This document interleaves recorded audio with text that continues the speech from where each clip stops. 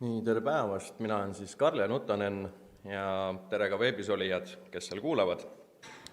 Annan siis ka ülevaate digitaliseerimisest nii ettevõtte poolelt ja räägin siis virtuaalreaalsusest, kuidas siis seda rakendada ettevõttes, et see tooks kasu ettevõttele. Aga kõigepealt, et olla sellises ühises infoväljas, peaksime me kõik mõistma, mida tähendab digitaliseerimine, et üldiselt, kui öeldakse digitaliseerimine, siis arvatakse, et võetakse paber, skännitakse sisse ja digitaliseeritakse nõnda ära, siis ettevõtte poolel see asi nii ei tööta. Digitaliseerimine on siis protsesside arendamine,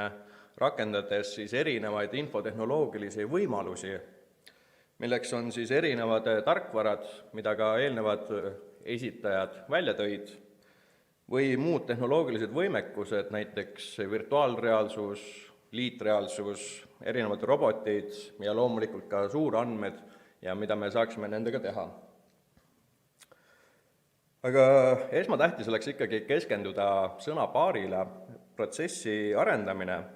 mis on siis et see ei ole eesmärk oma, et me nüüd võtame mingit tarkvara ja see arendab kohe meie protsessi nullist või annab mingi lisandväärtust. Et tegelikult me rakendame seda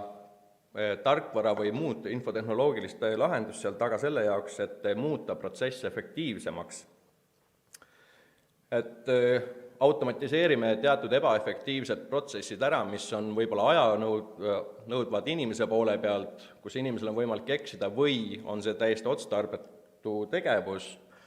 Ehk piltlikult öeldes, et me võtame kivi, kasutame tööriistu, eemaldame sealt võimalikult palju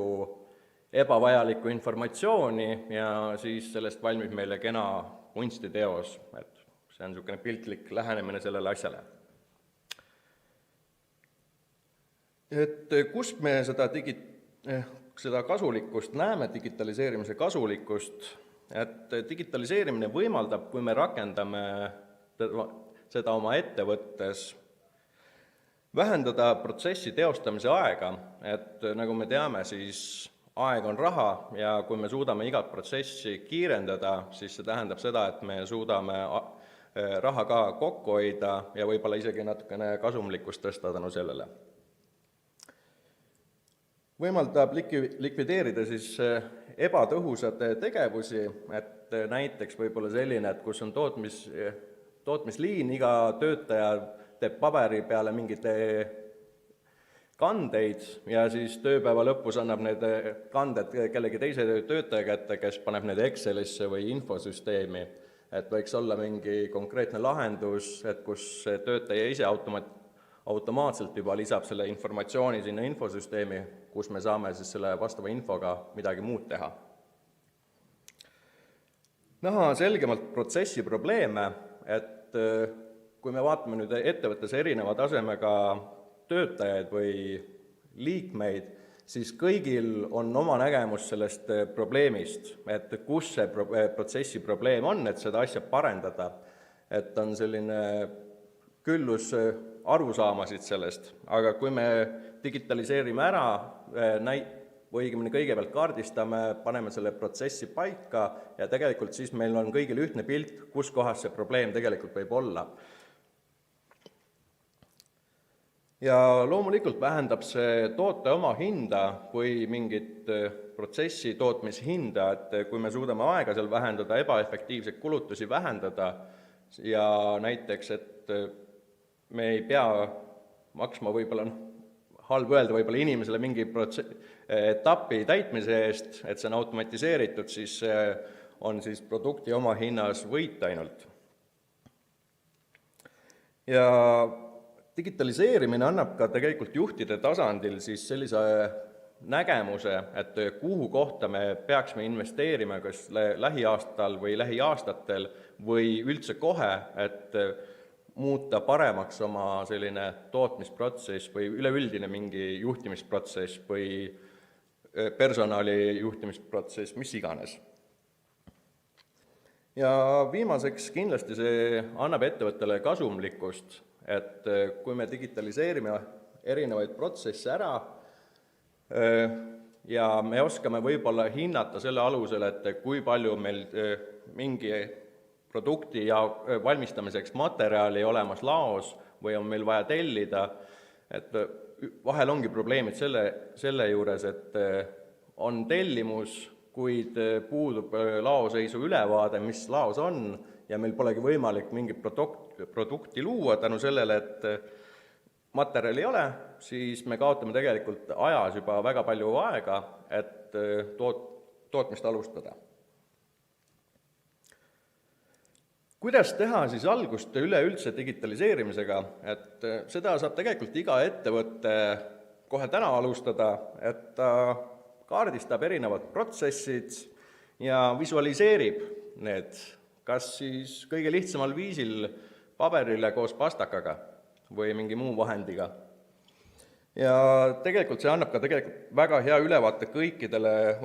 organisatsioonis töötavatele inimestele, kuidas mingid protsessid tegelikult töötavad ja on näha ka tegelikult need puudujäägid, kus ongi probleemsed kohad.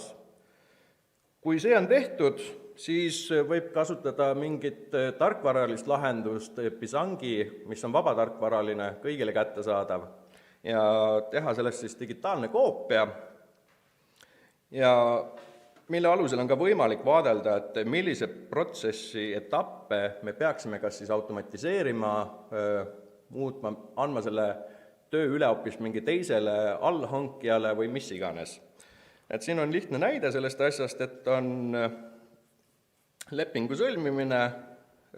tellimused esitamine, siis küsitakse, kas see materjali on laos.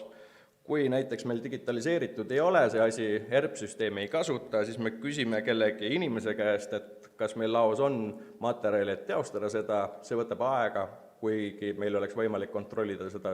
infosüsteemi kaudu. Kui materjali on, alustame tootmist, kontrollime siis kvaliteeti, kas see vastab vastavale kvaliteedile, et see saata siis tellijale, kui ei, läheb uuesti ringlusesse tagasi ja lõpuks siis saab tellija oma toote kätte. Ja kõige, mis siin tähele tuleks panna, on see, et igal protsessil on algus- ja lõpp-punkt olemas ja võib ka juhtuda selline situatsioon, et protsess, mis on etapiliselt ära kirjeldatud, võib üks etapp olla tegelikult mingi selle protsessi uus protsess, mida oleks vaja tegelikult veel omakorda kas siis automatiseerida või mingeid muid vahendid seal kasutada.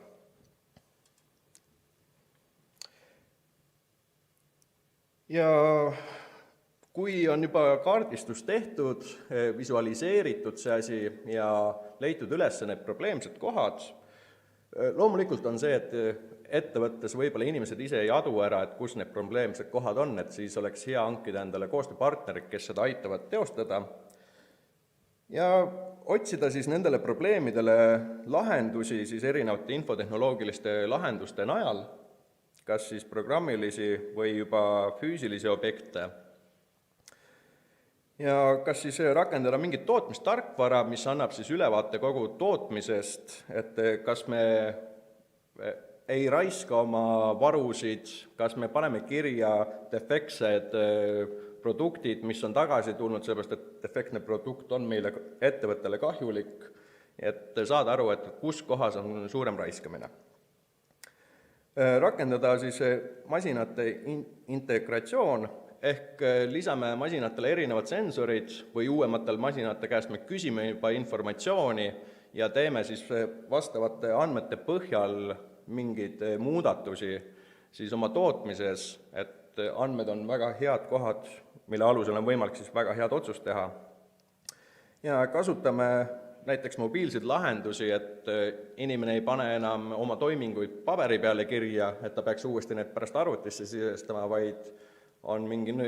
nutiseade või mobiilne seade, kus ta sisestab ära või saab kohe informatsiooni sinna oma uue töökäsu kohta. Ja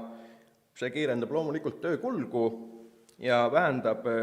kulutusi tegelikult ettevõtte poole pealt paberile tahmale, et kui hetkel võib-olla on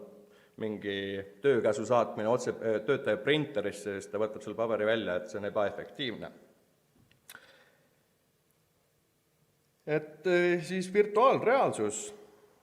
Eelnevad kõnelejad rääkisid, et virtuaalreaalsus on väga uhke asi, seda on võimalik kasutada oma tootmises väga hõlpsasti, et kuidas aidata inimesi sellega. Aga mis asi on üldse virtuaalreaalsus, on arvutiga genereeritud siis tehismaailm või kujutlev keskkond, kus siis manipuleeritakse inimese erinevaid meeli,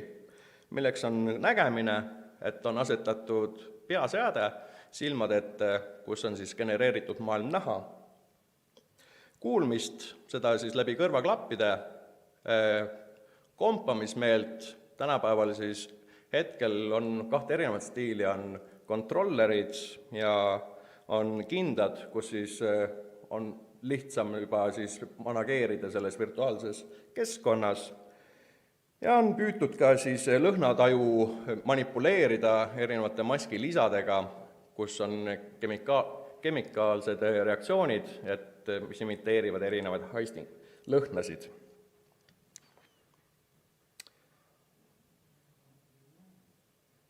Nii, ja teiseks on, mida me virtuaalreaalsuse juures väga on vaja, et eriti oma tootmisettevõtte juures või üleüldise ettevõtte juures on see, et meil peab olema digitaalne kaksik, mis siis vastab nii visuaalselt kui ka füüsikaliste funktsionaalsuste poolelt siis päris objektile reaalses elus ja mida me siis saame kas manipuleerida, nagu te nägite eelnevates ettekannetes videodes, või muuta tema positsiooni selles virtuaalses keskkonnas, et analüüsida, et kuidas ta sobiks kõige paremini siia päris ellu. Ja virtuaalreaalsus võimaldab meil siis teostada uute töötajate väljaõpet turvalises keskkonnas, et kui uus töötaja tuleb ja hakkab midagi uut õppima päris keskkonnas ja kui ta vajutab mingit väga valet nuppu teatud tootmisprotsessi tsüklis, siis see võib tuua ettevõttele väga suurt rahalist kahju või on mingi keemiaettevõtte keemiaprotsessi läbitöötamiseks, et on võimalik turvaliselt siis uut töötajat koolitada. Loomulikult planeerida tootmises olevate seadmete paigutust, et vaadelda, kui optimaalselt me saame oma ruumi või tootmispinda ära kasutada maksimaalselt, et see oleks optimeeritud ja ka siis erinevad parameetrid oleks täidetud, et oleks võimalikult väga kiiresti toota mingit produkti. Protsesse arendada kõrvuti olemasolevate protsessidega reaalses elus, et reaalses elus meil protsess käib, nagu ka professor Tauno Otto tõi välja, et Margus Müür ennem tõi välja selle punkti, et on võimalik analüüsida uut